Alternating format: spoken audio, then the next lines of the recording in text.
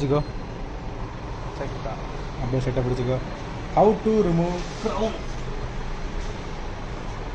First அந்த கத்தியை வச்சு 4 தட்டு தட்டுறோம், எல்லா இடத்துலையும் ஈவனாக க்ரௌன்லேருந்து மேலே வந்துடும். அதுக்கப்புறம் ஒரு சின்ன ஸ்க்ரூ ட்ரைவர் அப்படியே வச்சு தட்டுறோம் ஈவனாக எல்லா சைடும்.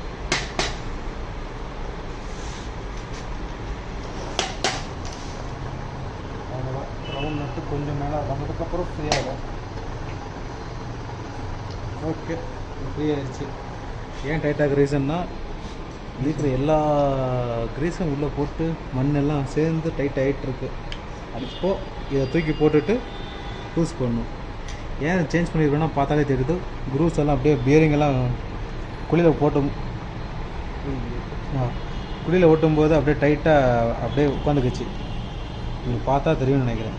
உங்களுக்கு இது இருக்கிறதுனால உங்களுக்கு ஃப்ரீயாக டர்ன் பண்ண வராது, அப்படியே நின்று போகிற மாதிரி இருக்கும். இதை சேஞ்ச் பண்ணுறோம்னா நல்லா ஸ்மூத் ஆகிடும்.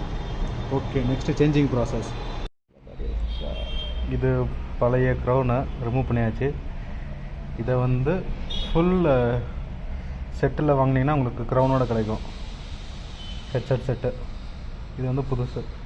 இப்போது இதுக்கு பதிலாக இதை போட போகிறோம். அண்ட் ஃபஸ்ட்டு என்ன ஃபோர்க்கில் போட போகிறோமோ அந்த ஃபோர்க்கோட இதை வந்து ஃப்ளாட்டாக இருக்கான்னு பார்க்கணும். ஃப்ளாட்டாக இல்லைன்னா திருப்பி ஏதோ சைக்கிள் லெஃப்ட் சைடு இல்லை ரைட் சைடு இழுக்கிற மாதிரி இழுத்துட்ருக்கோம். பெட்ரு அதை ஏதாச்சும் லைக் லைட்டாக சிப்பான மாதிரி இருந்துச்சு, நீங்கள் சிப்பாக இருக்குது, இதை வந்து மேபி லைட்டாக ஃபைல் பண்ணிக்கலாம். ரொம்பலாம் இல்லை, கொஞ்சம் லைட்டாக ஈவனாக இருக்கிற மாதிரி. லைட்டாக கிரீஸை போட்டு உள்ளே ஏற்றினோம்னா கரெக்டாக ஏறி வந்துடும்.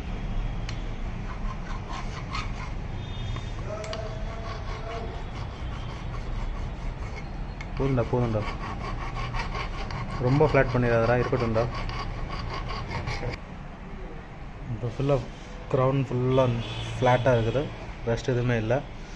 ஓகே, சுற்றி லைட்டாக கொஞ்சம் க்ரீஸ் போட்டோம்னா இது கரெக்டாக போய் உட்காந்துக்கும். இப்போ நார்மலாக இதுக்கு ஆல்மோஸ்ட் லைக் ஒரு 3 mm கேப் இருக்கும், 3 to 5 mm கேப்பு. இது மேலே திருப்பி இதோட பெரிய டியூப் வச்சு லைட்டாக ஹேமர் பண்ணோன்னா கரெக்டாக போய் உட்காந்துக்கும். பண்ணலாம். ஸோ இது பழைய ஹீரோ ஸ்ப்ரிண்ட் பம்போட அவுட்டர் டியூபிங் மட்டும். இந்த டியூபோட டயாமீட்டர் கரெக்டாக நம்மளோட ஃபோர்க்கோட டயாமீட்டரோட கொஞ்சம் சின்னது, அதனால் கரெக்டாக மேட்ச் ஆகும். இப்போது ஆல்ரெடி போட்டாச்சு அதில், ஆனால் இன்னும் ப்ரெஸ் பண்ண வேண்டியது இருக்குது. எப்படி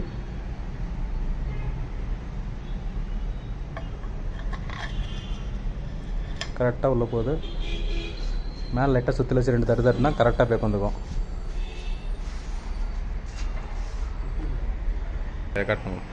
கீழே வந்து ஏதாச்சும் சாஃப்ட் சர்ஃபேஸ் வச்சுக்கணும், இல்லாட்டினா அலுமினியம் அடிக்கிற அடியில் பெண்ட் ஆகிட போகுது.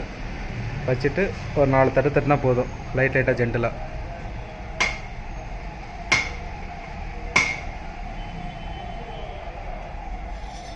இறங்கிடுச்சா?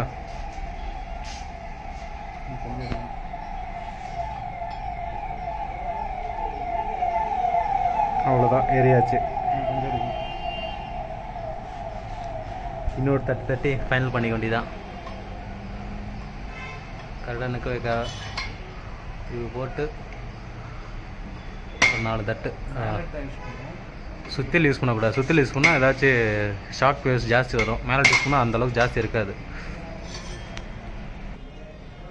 நார்மலாக ஒரு பீலர் கேஜ் இருந்துச்சுன்னா 1 mm கம்மியாக உள்ளே போகிற மாதிரி கேப் இருந்தால் ஓகே, ஈவனாக இருக்கணும் எல்லா சைடும்.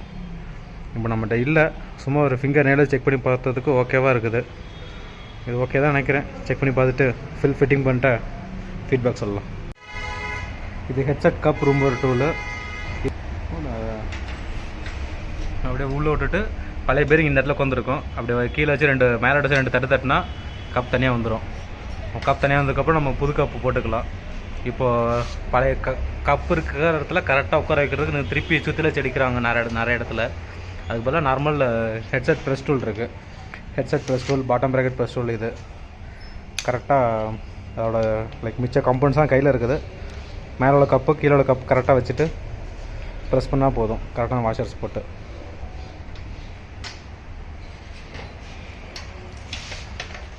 எங்கிட்ட இருக்க ஹெட்செட் ப்ரெஸ் பார்த்திங்கன்னா இது வாட் டூல்ஸ்லேருந்து வந்தது.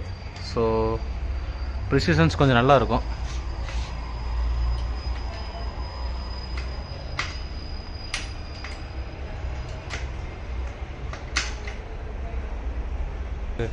செவன்டீன் ஸ்பேனர் பிடிச்சிட்டு மேலே நார்மலாக டைட் வச்சா போதும். நீங்கள் பார்த்தாலே தெரியுது, இது அப்படியே கரெக்டாக ஈவன்லி அப்படியே ப்ளேஸ் ஆகிடும். இன்னும் கொஞ்சம் டைட் பண்ணணும். ஓகே, மேலே போட்டாச்சு. கீழே இப்போ லைட்டாக அப்படியே டைட் பண்ணிட்டே இருந்தோம்னா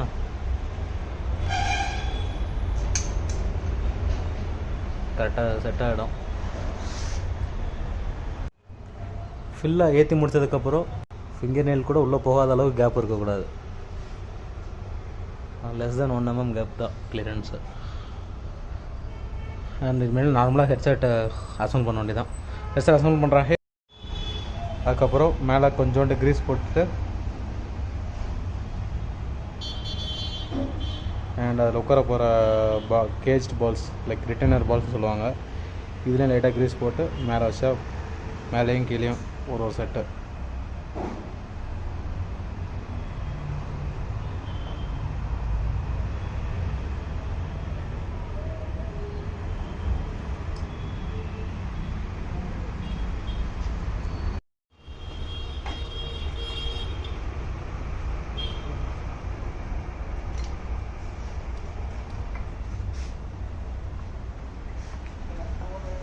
இதோட ஸ்பேசஸ் எல்லாம் கரெக்டாக போட்டாலே போதும், கரெக்டாக உட்காந்துக்கும். இதுக்கு மேலே வர்றது ஒரு கோன் வரும். அந்த கோன் ஆடாமல் இருக்கிறதுக்கு ஒரு ரப்பர் குஷன் ஒன்று வரும். இந்த ரப்பர் கேஸ்கெட் போட்டால் தான் கரெக்டாக ஃபிட் ஆகும், இல்லாட்டினா கரெக்டாக ஃபிட் ஆகாது.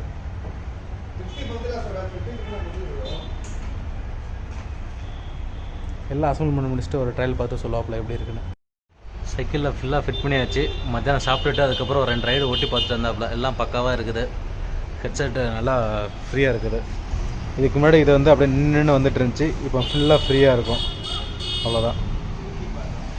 ரைடர் இங்கே உட்காந்துருக்காப்புல.